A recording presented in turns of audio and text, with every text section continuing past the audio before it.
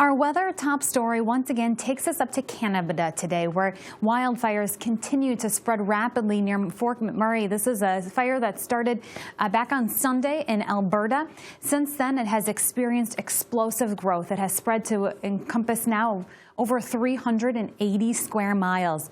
To put that into perspective, that's larger than New York. It's roughly the size of Hong Kong, and it's possible that it could also double in size today due to the continuation of the very dry and windy conditions. 88,000 people have been evacuated from this area. It's also home to the third largest oil reserve in the world. The smoke from these fires has spread down into the continental 48, and it's actually generating some air quality concerns, especially across the northern tier of the nation here. These red shaded areas, which dips into North Dakota, northern Minnesota, indicate heavy smoke. That is where you're certainly noticing the smell in the air, the haze in the atmosphere.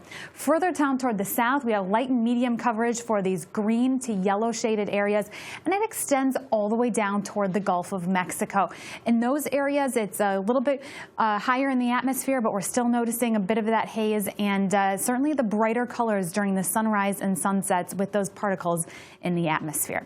Elsewhere across the nation, we're tracking a system that is sliding southward into the Ohio River Valley, potentially making a messy situation of the Kentucky Derby. Of course, the national spotlight will be on Louisville as we head into the evening hours, and it's possible that we could get into some strong, severe storms within that time frame. So certainly keeping an eye on that situation with so many people outside. The primary threat would be hail, damaging wind as that front continues to slide southward. Storms also moving into the central plains, and Sunday looks like to be a stormy day for Mom across the central U.S. High temperatures across the nation today, 60s and 70s to the north, 80s to the south.